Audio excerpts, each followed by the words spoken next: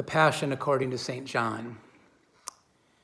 After Jesus had spoken these words, he went out with his disciples across the Kidron Valley to a place where there was a garden where he and his disciples entered.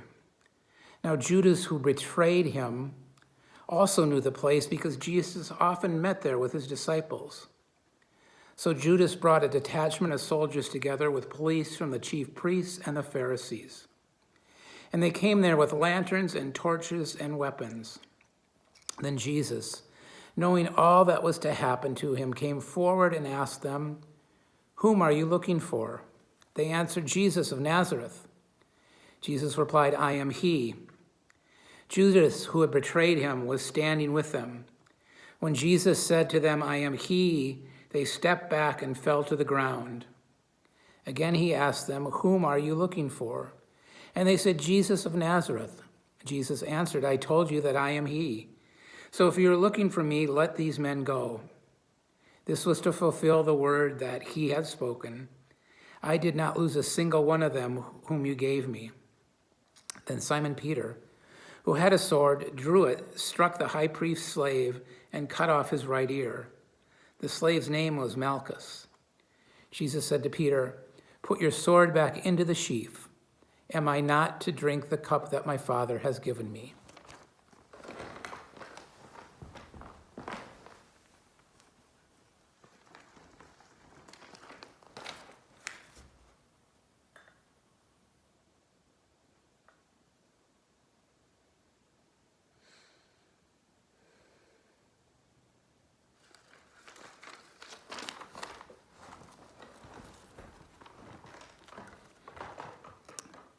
So the soldiers, their officer, and the Jewish police arrested Jesus and bound him.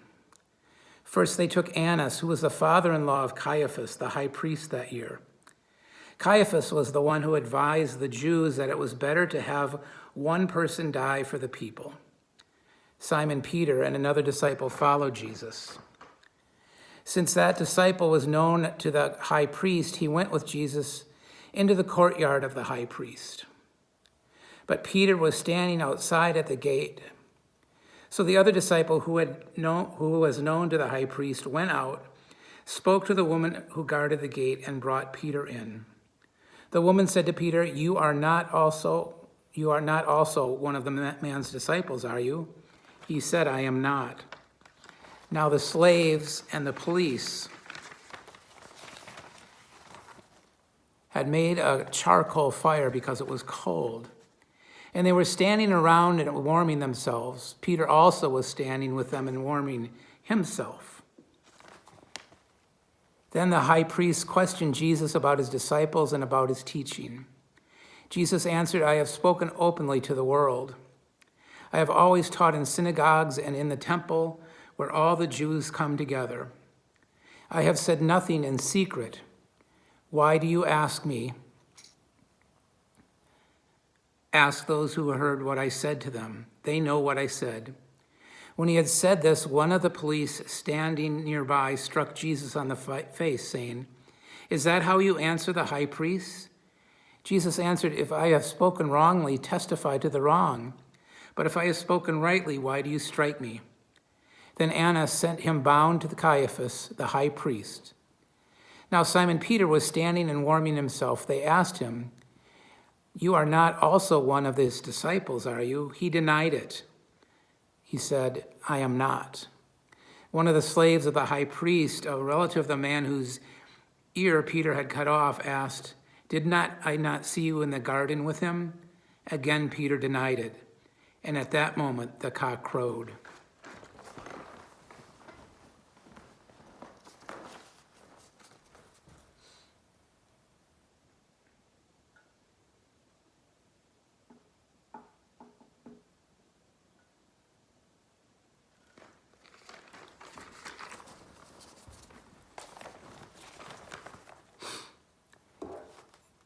Then they took Jesus from Caiaphas to Pilate's headquarters.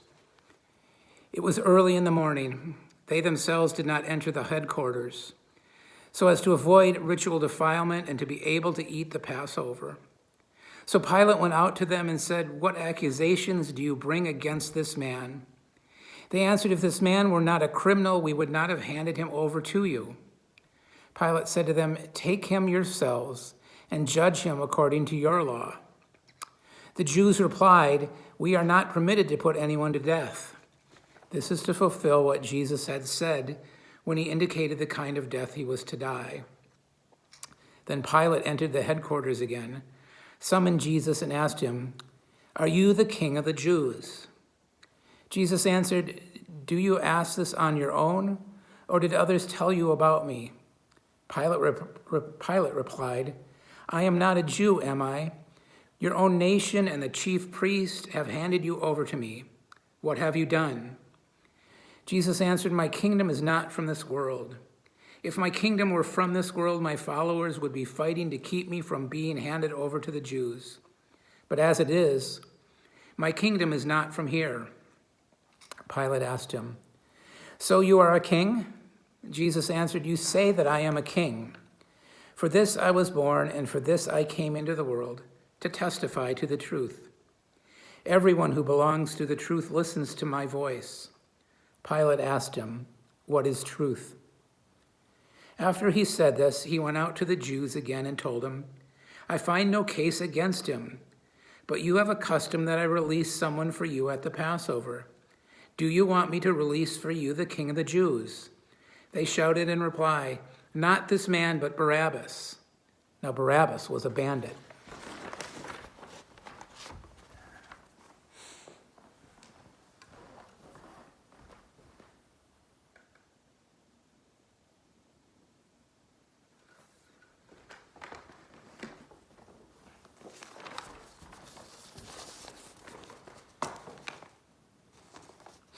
Then Pilate took Jesus and had him flogged.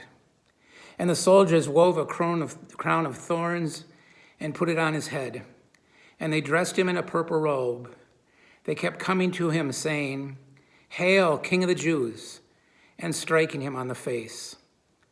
Pilate went out again and said to them, "Look, I am bringing you out to let you know that I find no case against him." So Jesus came out wearing the crown of thorns and the purple robe.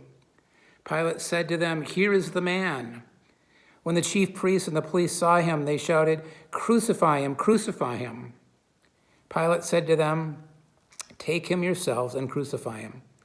I find no case against him." Then Jesus answered him, "We have a law, and according to that law we ought to die because he has." The Jews answered him, "We have a law, and according to that law, he ought to die because he has claimed to be the Son of God." Now when Pilate heard this, he was more afraid than ever. He entered his headquarters again and asked Jesus, "Where are you from?" But Jesus gave him no answer. Pilate therefore said to him, "Do you refuse to speak to me? Do you not know that I have power to release you and power to crucify you?" Jesus answered him, "You would have no power over me unless it had been given to you from above. Therefore, the one who handed me over to you is guilty of a greater sin."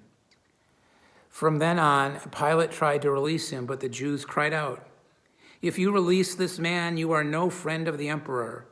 Everyone who claims to be a king sets himself against the emperor." When Pilate heard these words, he brought Jesus outside and sat on the judge's bench at a place called the Stone Pavement, or in Hebrew, Gabbatha. Now it was the day of preparation for the Passover, and it was about noon. He said to the Jews, "Here is your king." They cried out, away with him, crucify him." Pilate asked him, "Shall I crucify your king?" The chief priests answered, "We have no king but the emperor." Then they handed him over to be crucified.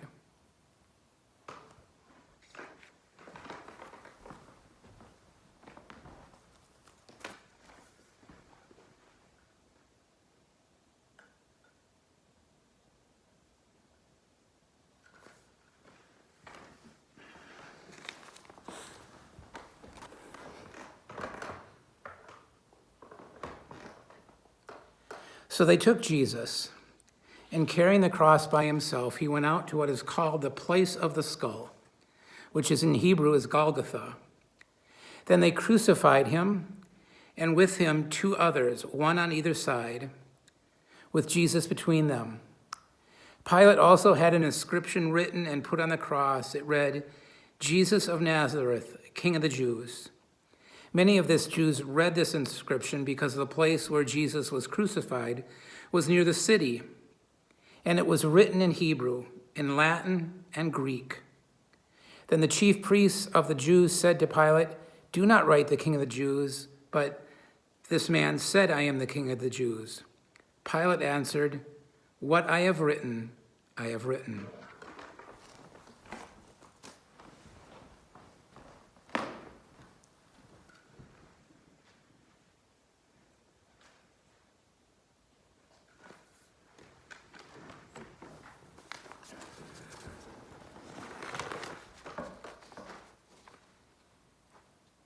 When the soldiers had crucified Jesus, they took his clothes and divided them into 4 parts, one for each soldier. They also took his tunic. Now the tunic was seamless, woven in one piece from the top.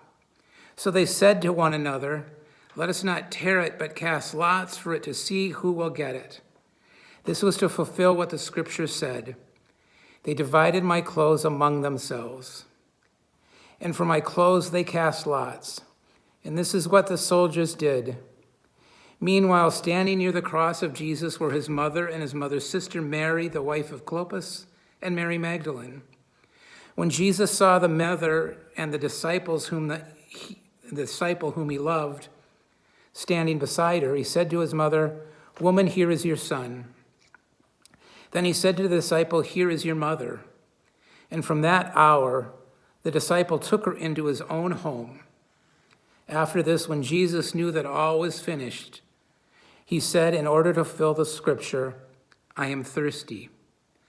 A jar of sour wine was standing there, so they put a sponge full of the wine on a branch of hyssop and held it to his mouth. When Jesus had received the wine, he said, "It is finished." Then he bowed his head and gave up his spirit.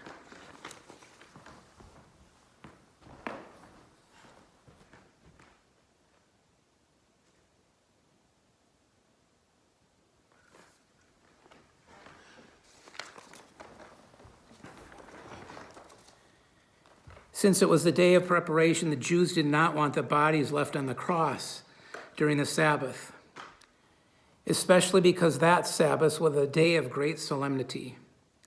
So they asked Pilate to have the legs of the crucified men broken and the bodies removed. Then the soldiers came and broke the legs of the first and of the other who had been crucified with him. But when they came to Jesus and saw that he was already dead, they did not break his legs. Instead, one of the soldiers pierced his side with a spear, and at once blood and water came out. He who saw this has testified, so that you may also believe. His testimony is true, and he knows that he tells the truth.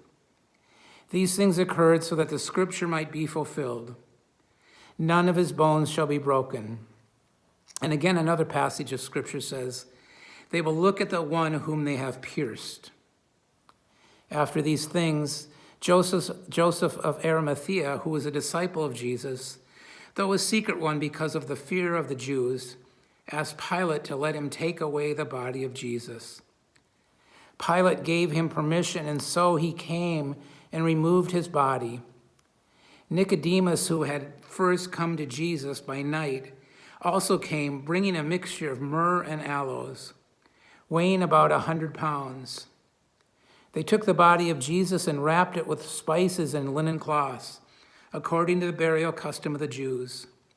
Now there was a garden in the place where he was crucified, and in the garden there was a new tomb in which no one had ever been laid. And so, because it was the 7th day of preparation, and the tomb was nearby, they laid Jesus there.